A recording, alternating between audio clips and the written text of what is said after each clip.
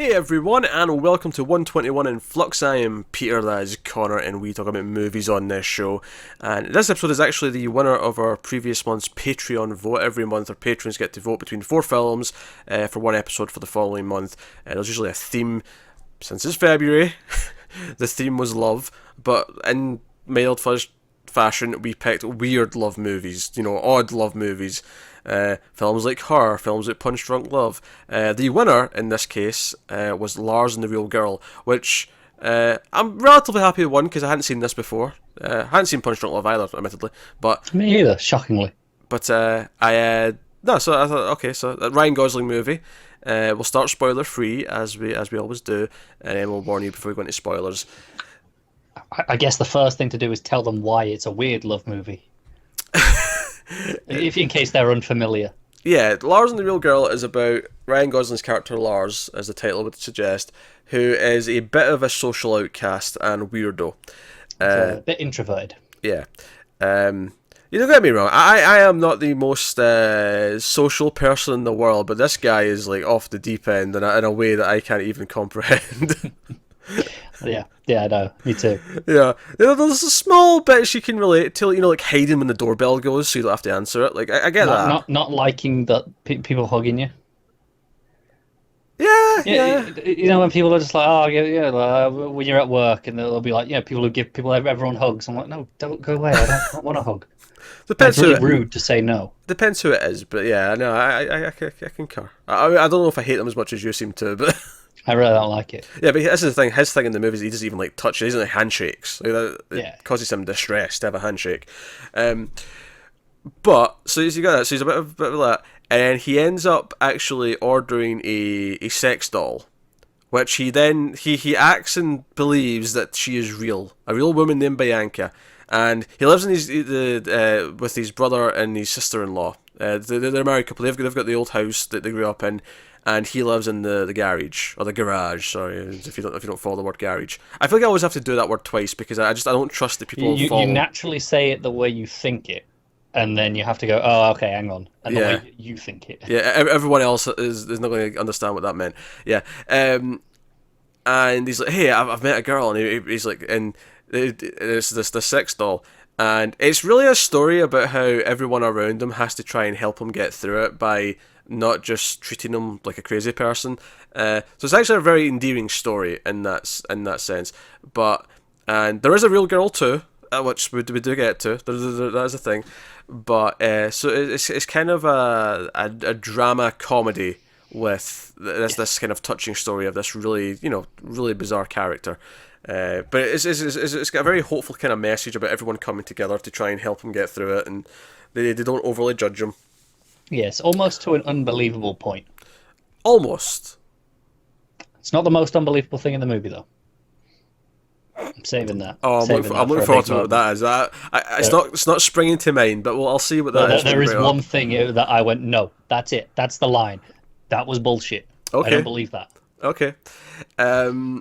So we'll talk about it. Worth mentioning as well, the couple, his brother is Paul Schneider, who of course is Brandanowitz from Parks and Recreation. Interestingly, this was before that show, which I thought, wait, he was in like a proper movie before Parks and Recreation? Weird. Do you know what is weird now as well, though? I actually think of him more from Channel Zero than I do.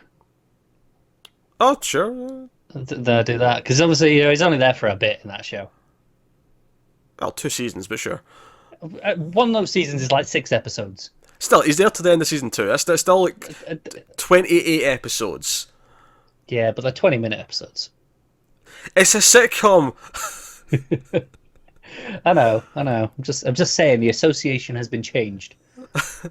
I still think of Brandanowitz first. Mark Brandanowitz specifically. Because that's how Leslie always said it. And then his wife is Emily Mortimer, who has been on various things. She's actually been in like a lot of things I've seen, but I don't remember her being in. I do remember her being in season 1 of Newsroom. I think she's in all of Newsroom, but I've only seen season 1. So she's in something very recent that we've covered, right? Was she? I don't recall. Maybe it's just something I've watched recently. Maybe it was. But it might well be, but I'm sure I've seen her very recently, in the last like month at least. Was Spectral the James Bond movie? No, that's Spectre. That's Spectre. But Spectral is a Netflix movie, which I did watch at the start of last month. There you go. That's what you've So seen her. that'll be what I saw her in.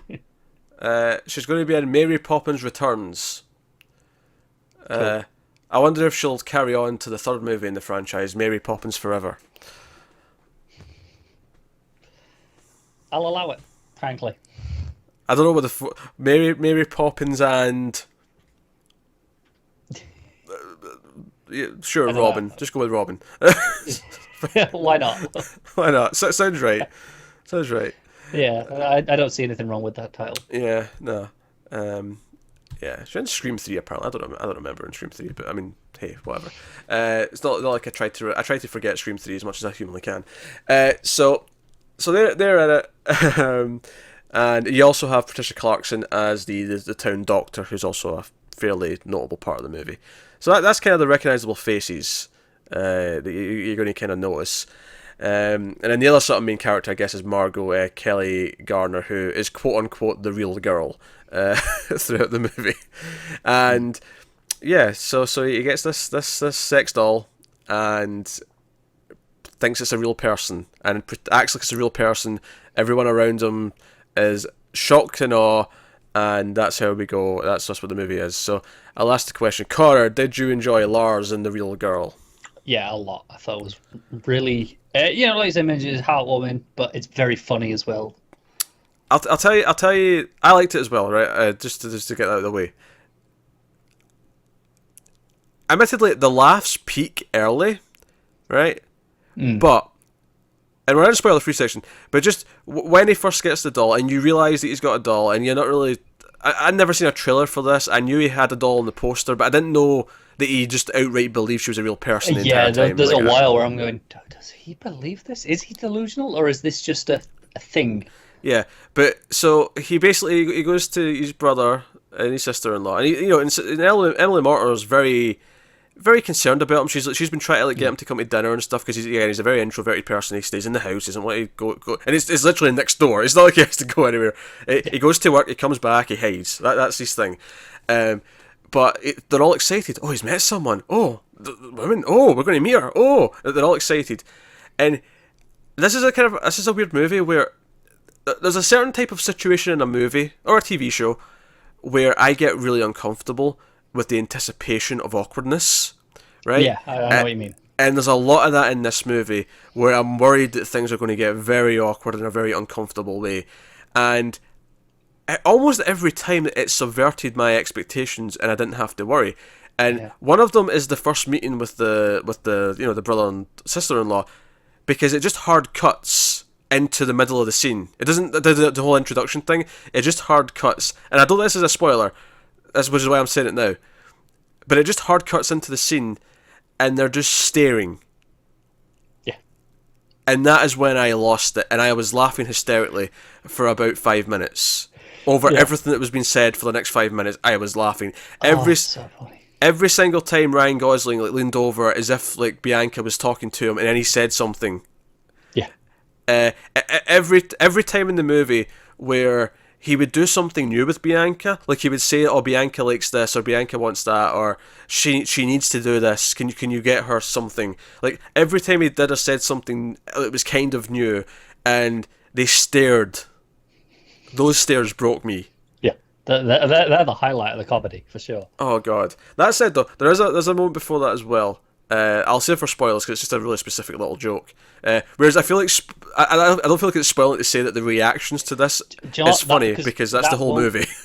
Right, and that'll still be funny even knowing that. Oh sure, it's just funny to watch. Yeah, it's great. It's not a joke. It's just funny. That's the thing, because it does it multiple times as well. And the first time, sure, it hard cuts into it and it's funny and it's the shock. But the rest of the times, they're gonna have that look, and it's still funny. Yeah, every time. It's great. So no, it's a very heartwarming story. Ryan Gosling, of course, is a tour de force of a performance. It is. Yeah. He sells this believably. I feel like I almost believe that he could be this guy, which is weird because he's Ryan Gosling and he's like the sexiest man. He was voted the sexiest man on the planet. They're right, to be fair. It was like a year or two after this. He was the sexiest man on the planet. I don't know what magazine does that particular thing, but They did. People, time, one of those. FHM, Maxim. No, Maxim sounds kind of right. Yeah. But anyway, well, all I'm saying is I'd have voted for him. Clearly, not just in general. I'd have voted in general, sure, but I don't know who else is in the running before I'm voting on the Sexiest Man of the Year. It's like out of like 100 people. They do like 100 people list, don't they? I know, but I need to see like just who was in that year. I need to see if there's anyone else that sticks out as being, no, that'd be my vote. That's fair, but I'm confident in saying that my vote wouldn't change. See, this is like post La La Land infatuation. That's sort of... No. Yeah, I'd have said this way before that. All right, okay. I'm sure I have records on Facebook posts in the group from like a year or two ago saying this. All right, okay. He's all right. He's not my favorite.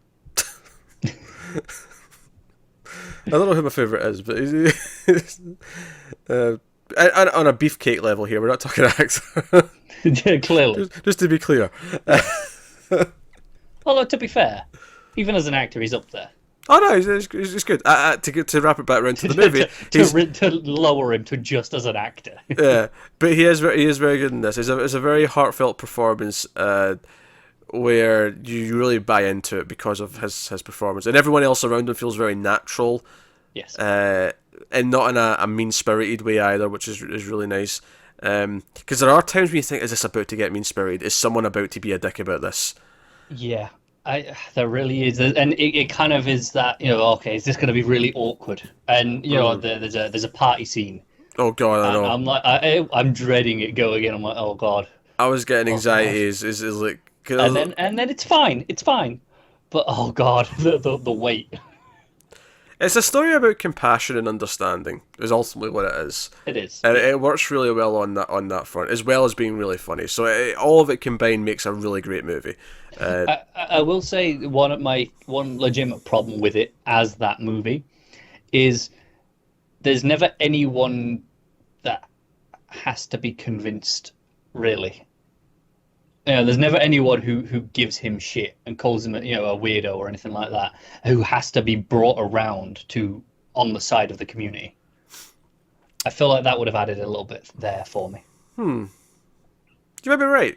I almost wondered though, is that just too obvious a thing to do, that is it almost refreshing it didn't go that route and get had maybe, but I don't think it needs to be the focus of the movie, but just this whole town is just in on this. They're mildly a scene or two of convincing to get in on it at the start, but it's not much. They're kind of in on it fine, and there's never anyone who gives him any shit for it. This is you being a cynical prick. The whole point of this movie is not to be a cynical prick. No, I know, and that's my point. I feel like there should be at least one person who is a cynical prick. It has to be brought around. It never bothered me. I wouldn't make a complaint about it. I think it's a fair observation, but I wouldn't say it detracts from anything. It's not a deal breaker. Clearly, I still very much like the movie. Yeah, I think ultimately it has some really sweet things to say about caring. There are kind of like some ideas that are. It's never like flat out said, oh, this is why he is the way he is, but there are some seeds in there to kind of take it if you want to go digging into like, okay, why is he kind of like this? What has brought this on? What has caused it? And it all kind of.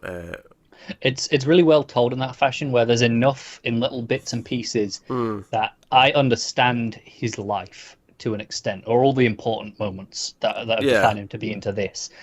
But there's never a scene where it tells you this is what happened. Yeah, exactly. And a lot of it's to do with his brother, and he like has his own little arc because of like what is it his fault? Is he done something that is he not been there for him? That kind of thing. Because at the start of the movie, he has very like he's fine, he'll be fine. Because it's like Emily Mortimer's like trying to like get him to come to dinner. It's like he's fine. He likes to keep to himself. It's just who he is. Yeah. He's very much the kind of ignorant one who just wants to sort of bury his head in the sand and pretend everything's okay. But of course he learns otherwise, and he has a bit of an arc, and that's all good. Yeah. So no, it's very, very touching, and I mean, obviously we said Gosling was good, but I think the entire cast, honestly, is. There's no one that's bad for sure. No, like everyone, like you got Patricia Clarkson as the as the understanding doctor who's trying to help him through it. And again, the way she kind of approaches it is very intelligent, kind of smart. How she kind of like almost tricks him into therapy, essentially. And that kind of that works. Kelli Garner is a love interest. The real love interest is she's very likable. She's very likable. She's very sweet, and there is something really endearing that even once she sort of sees this like delusion happening, and she sees how broken he is as a person in that sense, that she doesn't just run away. That doesn't make her lose interest. Like, she just wants to help. Yeah. So you're really rooting for her to like get the victory throughout the movie. Absolutely. Yeah, it's really impressive in that sense. It's actually, I think it's one of the first movies I've watched where you've got your main character and you've got the love interest, and typically you're rooting for the main character to get his love interest or her love interest. This is a weird thing where it's the opposite, where I'm rooting for the love interest to get the main character. You're right. It is a very, very unconventional in that way, isn't it? Yeah, it's the opposite to what it normally is, and I think that's kind of fascinating. Emily Mortimer's very good, and Paul Schneider. It's arguably the weakest of the main cast, but even he had a couple of scenes that actually... Because at first he was like, he's just doing Brandanowitz, he's just being him, he's not doing anything like out of the ordinary. But then there was a couple of scenes where he actually got a bit emotional. I'm like, oh, okay, he's actually... He's sure, maybe he is the weakest out of the main cast, but he's still pretty good, and he's the weakest out of a stellar cast, so it's not a knock on him. And yeah, the movie's got a really nice tone to it. It's a really nice kind of sweet, caring tone. Like I say, it's a very compassionate movie. So it's about community, it's about everyone coming together to help someone. So it's a very positive message, and it's a very heartwarming little tale that I think... Because I think you hear the concept of this, and you think either it's going to be this ridiculous slapstick comedy, possibly very poor taste, possibly very sexist, depending on what they do with the sex doll. And, you're like... I think, or it's going to be very a raucous movie. Like, I feel there's a lot of things your mind goes to when you hear, oh, it's about a guy who gets a sex doll and pretends it's his girlfriend, or thinks it's his girlfriend. I think your mind goes to a lot of places, and I think this movie's living proof that sometimes the concept, like, you can't judge it on the concept alone. Sometimes you can defy the expectations in a really major way. Yeah, the execution of it is completely different from what you would expect, and because of that, sometimes we were doing the movie news and we'll kind of poo-poo an idea, and it's like, yeah, but I always like to add in, but there's always that chance that the execution is actually going to make it something special. There's always that chance, and you always have to accept that. Okay, maybe that's the case. Just it's fine to be cynical when that happens, and go and then get the surprise when you get to be proven wrong later. Yeah. I just want Craig Gillespie, who directed the film here. I'm just looking him up to see if. Oh, he did I, Tonya. Oh, I'll be seeing it. Well, that's nice timing, isn't it? I'm looking forward to watching that. So that's nice. Well, what else has he done here? Suddenly, I'm much more excited for that movie. I'm pretty excited anyway. I know. Weirdly though, he's also done some less than exciting things. Is that the Fright Night remake? Is that what that is? That Fright Night remake? That wasn't that bad. I never saw it, but it's pretty fun. I was never excited about it. He did the movie he did before. This was his second movie. His first movie was Mr. Woodcock, which I never saw. But I remember being kind of interested in it. Maybe I'll go back and check it out now that I've seen. Friday Night's worth watching. You'd enjoy it, I think. Really? Yeah, honestly, it's pretty good. Okay. I'm nominating that as a Screams. You don't get to nominate Screams episodes. What if I say I'll watch it as well? Just so as to be clear that I'm not just throwing you in shit. I'm going no. I'll put myself through this too. You don't have clearance to nominate Screams movies, right? Know your position. I'm going to go and add this to the crypt. I'll remove it. I'll revoke your access. I need to make sure your account's limited. You can only do certain things. Yeah, see, not edit. Everything you change has to be approved by the administrator. The administrator being me. Yeah. See, that'd be great until you get sick of it, and they'll be like, "That's when I sneak it in." Oh yeah, when was the last time you actually changed anything on the site? It's been a while. Nice, shut up. It's an easy job. I don't have to approve that much. Oh dear. But yeah, suddenly it's funny because there's a couple of movies where I feel like in the last few years before I, Tonya, it seems to have a couple of things that aren't like $1 Million Arm is a John Hamm Disney movie. I have no idea what it is, but I want to watch it. It's a baseball movie by the sounds of it. Oh, okay, I'm less interested. And then he had a movie called The Finest Hours, which I recall the title of. Yeah, that was That's the Chris one of the Pine. Afflecks? No, Pine. And Casey Affleck. There's an Affleck in it. Aye. Oh, there is. Okay. Aye. I remember the trailer having a lot of really thick, over the top Boston accents. Yeah, Boston. Yeah, that the one where the fishermen they go out and rescue. Hey, maybe that movie's better than the trailer made it look, but yeah. So it feels like he's done a couple of things that weren't that interesting for a few years, but now he's back to. Now that his I, Tonya's been a hit, maybe he's got some new life in him. But yeah, all of a sudden I'm looking forward to I, Tonya a bit more. Yeah, we were looking forward to it anyway. But Yeah, no, but I was looking forward to it because of Robbie mostly. yeah, and the trailer looks really solid. Yeah, it was the performance more than anything. And then, okay, okay, there you go. You know what? It's funny. I don't know if I was expecting I, Tonya to have a heart, but after this, I'm like, oh, maybe we'll find like a heart in there that'll. It's definitely got that bleak sense of humor in the trailer that I can kind of see in this at times. Yeah. There's definitely joking about everyone's misfortune and being sad. Yeah, Yeah, but not in a mean-spirited way. That's the key thing here. There's nothing mean-spirited in this movie. there's not. There's not. The whole thing very much feels like this. It's trying to teach the viewer how to deal with someone like this. It may not be this exact condition, of course, but how you deal with someone who needs help like this is very sweet in that sense. So the direction is very strong. It's not flashy with its direction by any means, but it's really handy. The whole thing takes place over one winter, so there's always snow outside. It's always very cold. And maybe you can read into that. Oh, it's a dark period. It's that winter where. And it's notable that at the end the winter's melting away. Yeah. It's actually bizarrely similar to the Swamp Thing special that came out this week. If you're a DC Comics fan, there was a Swamp Thing winter special that came out.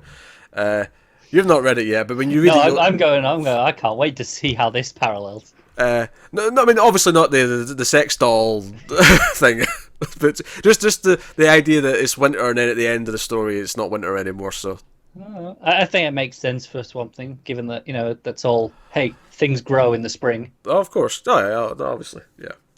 I'm sure Tom King's not the first person to write a story about Swamp Thing in the winter.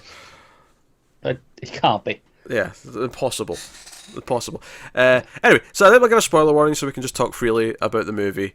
And sort of dig into some of the stuff. So the joke that I wanted to spoil early on. You've been holding it. I have been because the movie starts and he's hiding in the house and he begrudgingly opens the door to Karen, which is Emily Mortimer's character, and she's like, "Oh, I'm inviting you to breakfast," and he goes out to church and he comes back and he basically runs back into his little house. Well, she's trying to catch him first, and she doesn't quite get to him, and she's like, "You promised!" And it's setting up what he's like, that he'll just ignore people he doesn't want to talk to when he doesn't want to talk to them. It's great, right? But that's not the joke I'm getting to. So this was all fine. It was mild amusing. It was okay. I'm getting the tone of the movie. I'm just sort of getting a feel for it. It's when he's leaving the church, right? And obviously, he's helping. He offers this older woman. He's like, oh, she's got a big bouquet of flowers. She's taking them to I don't know, hospital, the grave, or maybe a grave. I can't remember. But she's got a big bouquet of flowers, and he's like, oh, can I help you with that? And he helps her out to the car and puts them in the back of the car. And she's like, oh, you've got a girlfriend? He's like, no, I don't have one. It's like, oh, don't wait too long. That's not healthy. Here, and she takes one flower out of the bouquet and hands it to him and says, hey, give that to someone special. And he's like, okay, and he's just kind of awkwardly smiling and playing along because reasons. And then Margot, the girl that ultimately is his love interest, who we've seen her for the first time. She was singing in the choir inside, and she comes up behind him and says, "Hey," and you kind of see the way she was looking at him that she's kind of she's got a crush on him, and he turns around and sees her, and he takes a second to realise, and then he throws the flower that he's got in his hand away like it's a grenade. Like he's got a live grenade in his hand and he can't hold on to it anymore because she might think it's for her. So he throws it away. It's so funny that because she's just stood there watching. Yeah, she sees the whole thing. It's not like he's hiding it. It's not like he does it before she comes over and it's like, I quick nod to watch it. It's just right in front of her. It's fantastic.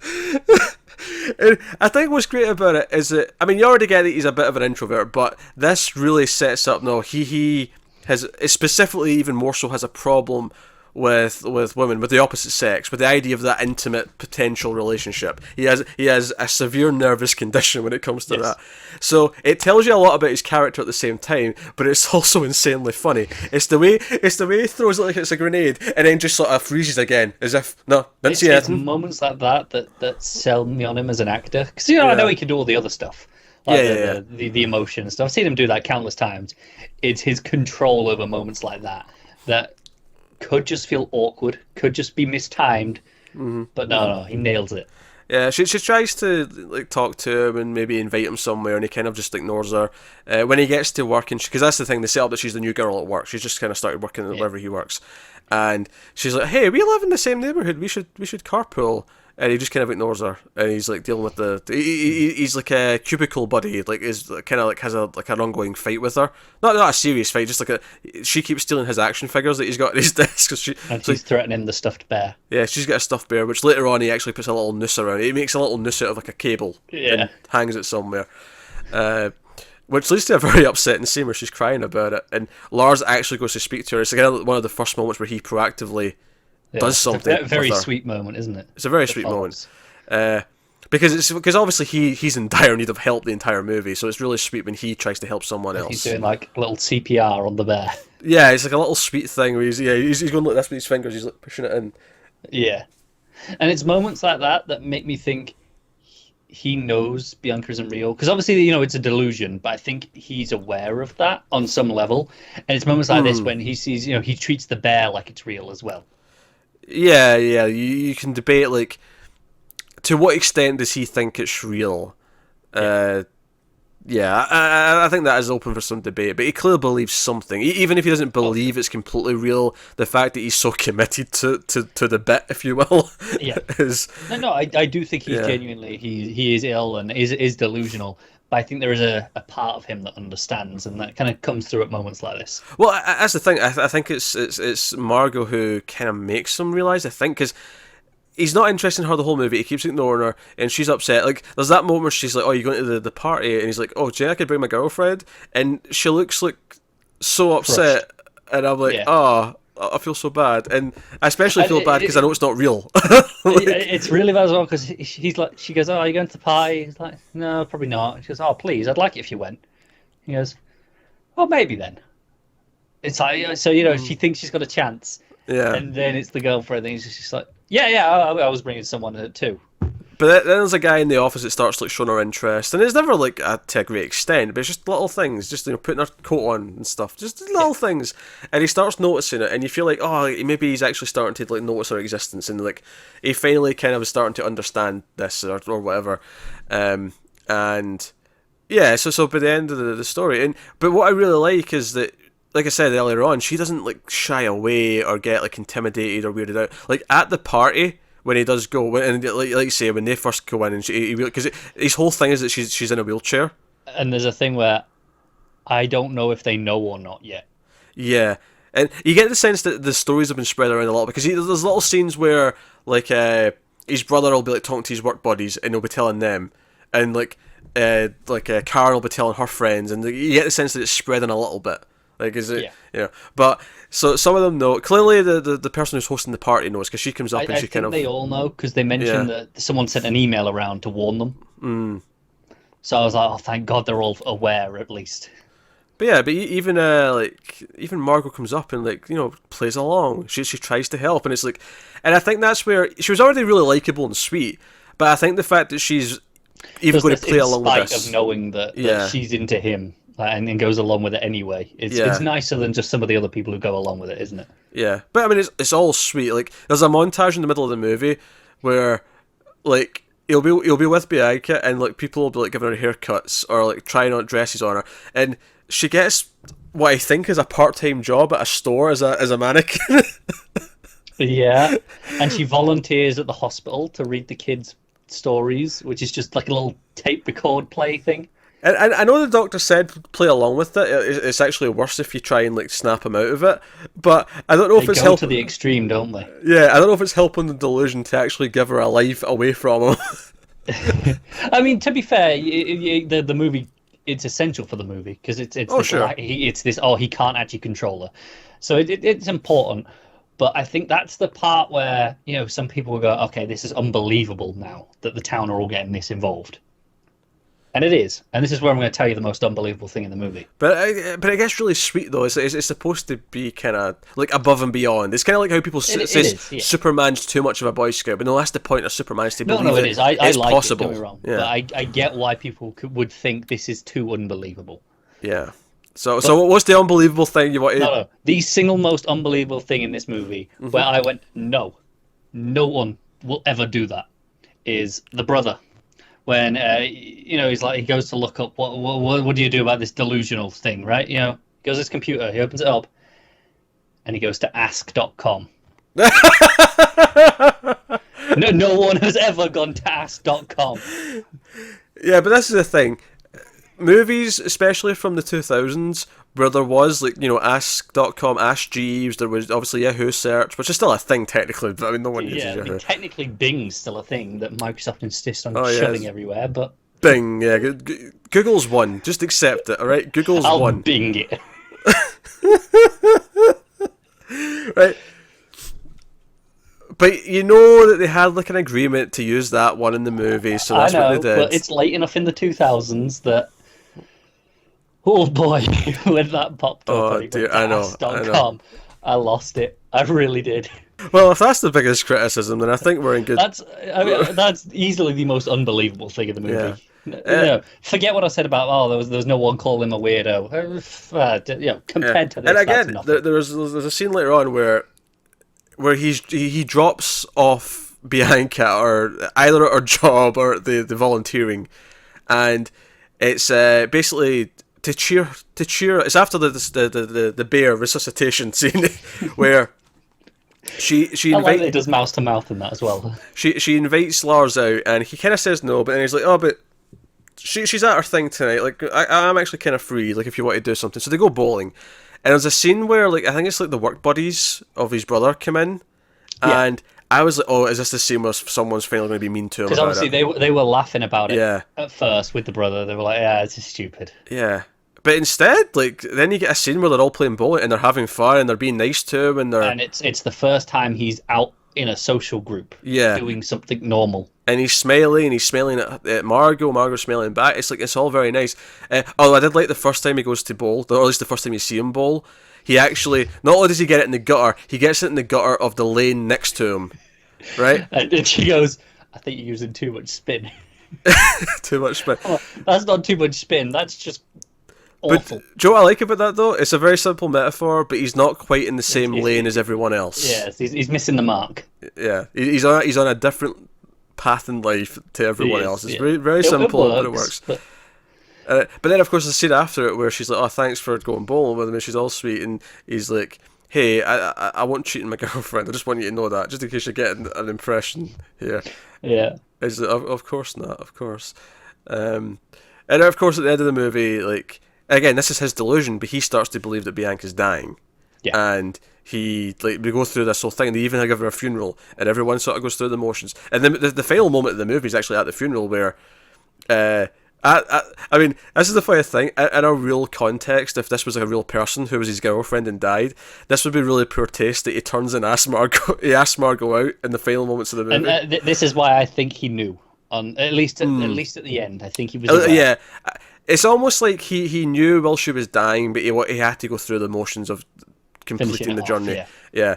But he ends with saying, hey, do you want to go for a walk? And she smiles and says yes, and it cuts to credits, and it's like, oh, he actually just asked her. I mean, maybe not quite on a date, but it's getting there. Like, it's on the path. Yeah. Like I said, I think maybe I said, but the moment with the bear is like brings into question whether he's how much he believes, how much he's aware. That's where he learns it. I think that's where he realizes it's the seed of the idea. Yeah, because it's right after that where he accepts the offer to go out. At first he says no, and then he's like, no, but wait a minute, she's at her thing. Yeah, and I don't think he realizes, straight away. Like, he's just aware then. But I think that's the first step to that, is that acknowledgement of no. She sees how she's treating this bear, this inanimate object, but she's upset about it. She still gets emotional about this inanimate object, and he kind of realizes he's doing the same thing. And obviously, we get some things. We learned that his mother died giving birth to him, so he never really met his mother. And obviously, Karen, his sister-in-law, is pregnant in the movie, and It's actually a really nice idea that I like that it never really comes up with Karen herself. You just get the idea that he's kind of worried about her dying. He's worried about her leaving. And you also understand that maybe that's why he's so scared to be intimate with a woman, because he's worried that will lead to her death. Yeah, and there was a moment a bit earlier on that I was actually worried about a path it was going to go down. It never did. But when the doctor asks the couple, where it's like, okay, is there any change in the family that might have led to this? And they're like, no, we've been back a while. She's pregnant. And I thought, oh, please don't let this be just, there's someone new in the family and he's worried that attention's gone, sort of thing. Because I thought that crossed my mind in that moment. It's not that at all. It never comes up that again. It's not remotely that. It's not about attention. It's just about his own fears of. Yeah, he crossed my mind in the moment as well. Yeah, he has guilt for killing his mother, essentially, even though it's not his fault. But of course, and you have all these moments with the brother, how like the dad tried to raise them alone. He did as best a job as he could. Clearly, he kind of mentions that, but not as well as they needed. But poor enough that he got away as quickly. As soon as he could leave for college or whatever, he was gone. He was away. This is it. It sounds like then Lars stays in the house and he keeps the house. This is the house they grew up in. And then when the brother comes back, he gives up the house and goes and lives in the garage. Yeah, and obviously he has, and I do actually like the brother's realization throughout the movie that I've been ignoring his problems. This is me that did this. This is my fault. Like not recognizing, hey, I'll give up the house and go live in the garage isn't weird. Is that's on you. Yeah. But he acknowledges that throughout the movie. And there's that nice scene where he basically opens up about all this and talks to him, and because at first he's the most antagonistic one, where he doesn't want to like go along with the plan. He's like, no, this is stupid. But it's still very early when he comes around on it. Yeah, it's just relatively early where once the doctor tells him like you have to play along with this, he's still reluctant for a little bit, but he has one little snapping moment at the breakfast table where he kind of snaps at him and says this is stupid, and Lars just ignores him. And then that's kind of the end of it. And from there, he just slowly starts to go along with it. To the point where, at one point in the montage, he's actually helping, like, bathe her. Like, him and his wife are bathing this doll. And he's like, well, why are we doing this? What are we doing? But I like that. In fact, that was one of the funny moments. Obviously, the initial, like, cut to them just staring at him. And every time Lars would say something and turn to like Bianca and say, "Oh, she's this or she's this," like, "Oh, she wanted to travel the world and discover the world, after a religious upbringing. Isn't that great?" And it just cuts to them being silent and just staring. The one that killed me comes a bit later in the movie, is when he says that she has nurses training, and the brother just says, "No, she doesn't. She can't take that." She's like, "No, there's too much." Yeah, it's great. But it was I think it was when he asked, "Can you get her more blankets or something?" In fact, there's a point actually because they're over for dinner, and it's just before it's like, she's not going to eat. Like, he says that to his wife, like, she's not going to eat, and then there's a sitting dinner table. Shrugs. Yeah, and she's got a plate of food in front of her, and just Ryan Gosling's just eating his food, and then every so often he'll just lean across and take a bite of hers as well. And I like how he plays it as if he's doing the cheeky thing where you steal a bit of your partner's food. That's how he plays it. But he's also, in a weird way, he's doing it to cover up for the fact that she's not eating it. We don't really see them have meals much after that. Yeah. I love the idea that once they're properly accommodating this, they'll give them like a half portion on each plate, knowing that he'll reach over and steal it. So he still gets his full meal, and she's not. They're not wasting all this food. Yeah. No, honestly, this is a delightfully funny movie. It makes me think of not the exact same, but Little Miss Sunshine was the year before, in the same way that's a kind of a comedy, but it's a kind of a drama as well that has kind of a point to it. It's got like a core thing going on there, and I feel like this is the same thing. It's got a nice message at the center. It's got a good character drama, and it's ultimately just a kind of an uplifting moral tale of like, this is how you help someone. You don't belittle them, you don't like react like with aggression, you don't react like, why are you doing this, you idiot. You treat them with compassion, you go through the motions, give them what they need, and maybe they come out on the other end. To a point, because there is a point where Emily Mortimer she snaps, and they have a really intense scene where she shouts at him. She shouts at him because basically, one of the things that Lars has to learn, actually, and one of the reasons why he is, drawn to a fake person, is that he can completely control the fake person. The fake person has no free will, because this is a scene where he's upset. He's got a really bad attitude because the woman's come to pick him up to go to the volunteering thing. Yeah. And he's like upset and he's chopping wood and he's like really he's being nasty about it, and Ellen and Mortimer just snaps at him and like you can't control everyone around you, you can't like that's not how this works, it's not how life works. Yeah. And you know it ties into why he tries to just stay away from people, is maybe he just doesn't like that he like bad things can happen to him. He's like, he doesn't want to be upset because someone either gets hurt or dies or leaves or whatever, you know, take your pick. And it's this idea of, because he has become so introverted, he is convinced that no one cares about him because he's intentionally separating himself. And she's like, no. They're all doing this because they care. Don't go and give us that shit. Yeah, the entire that's town. Kind of this big shocking awakening to him.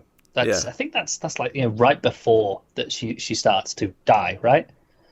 No, I think it is, and it's after the bowling. It's after the like we said, the seed of like maybe he realizes that. Because I think that's maybe the night before, because that happens, and then that's the night where he says, you know, he'll tuck her in tonight, you know, put her to bed. Yeah. It's absurd to say some of these things. Yeah, I think honestly the only time it goes beyond the believable realm for me is where they actually go in an ambulance to the hospital, because I'm like, nah, they'll just be pissed they're wasting resources on this. No, I agree. They should have drove her themselves. Yeah. That is the only line. And obviously, once they're at the hospital, if our regular doctor's there, she'll kind of like go along, give her a bed, just do it, just go along with it. Yeah, just a spare bed. Obviously, don't kick anyone out of it, but just, you know, put it in a room. Yeah. But hey, it's a minor quibble in what is a really sweet story that's got a really nice message to it. Yeah. So no, it was great. Like I'm really glad is. this one. There's so many moments that I found myself like the moment where after he goes off to work, it's like the first morning that they're having breakfast, and he goes off to work and he leaves her there, and you know the brothers are like, this is stupid. Why are we going along with this? And you know, the wife's there going, forget it. I mean, she's coming with me. Come on, and wheels her off. It's already, she's just taking it. She's not even taking it seriously. She's just trying to piss him off, and that amuses me. Nah, there was so many little moments where someone would just react. Someone would just stare, and it would always just be a stare. Like people would just stare at him, just for a moment, going, I don't know what to say. In disbelief at what they're being presented with, and it's just like it's just gold. So it works on multiple levels. I would highly recommend checking it out if you've not seen it. I think it's just weird that some movies just go like, you know, both of us hadn't seen this. Somehow it just sort of escaped both of our. I'd heard of it, but like I didn't. Yeah, I'd heard of it, and as we established earlier, I love Ryan Gosling, but just never got around to this one. And yeah, I wish I'd got to it sooner. Maybe you were just avoiding it because you thought, nah, him having to get a sex doll implies that he is not the sexiest man alive. It implies that he is. You might be right. It implies he's incapable of getting anyone he wants. Yeah, he's unfit to be a human being, and I can't, abide by that. Yeah, so right. That's why you were avoiding it. Yeah, I think you hit the nail on the head. I think I was just expecting a dumb comedy about a sex doll, and that's why. So was I. It's not like he's not done just light comedies before. Yeah, but what I got was much better and much deeper, and had a lot more thought put into it. So, I think with that we will rate the film out of 10. Connor, what are you giving it? I'm torn between an 8.5 and a 9. It's up there for sure. Mm-hmm.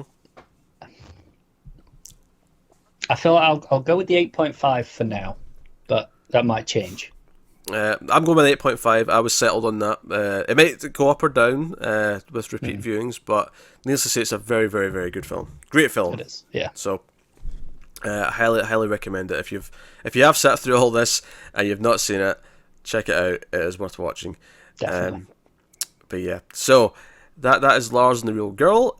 We will be back next week with something else. I don't think we have a picture. I think the plan is to pick something from the vault. That is the plan at the moment. So yeah, it'd be our first time picking something from the vault, right? No, second, a Clue. Oh, we did do Clue. I forgot that was from the vault. Yeah, this is vault pick number 2. Yeah. So I think that's the plan. Unless something comes up for some reason that we end up changing that plan. The plan is to do a vault movie. So, and if you don't know what the vault is, of course, the vault is something that our patrons get to suggest movies to. It's just basically a to-do list where they get to just put in movies as often as they want, as many as they want. Everyone can look at the list itself, though. There's a link in the description. You can just look at that and see all the movies that are there. So it'll be one of them. I think there's like 30 or 40 movies there right now, but we'll be doing one of those next week. So that, and obviously we mentioned this was the winner of a vote. That's all something you get to do on Patreon. So patreon.com/MailFuzzTV, link in the description. Go and have a look if you want to support the channel and the show and all the rest of it. Otherwise though, that is us. So like, subscribe, let us know what you think of the movie in the comments, get us on the Twitters at @mailed_fuzz for channel updates. But that is us. So thank you once again, keep watching movies, and we'll see you next time.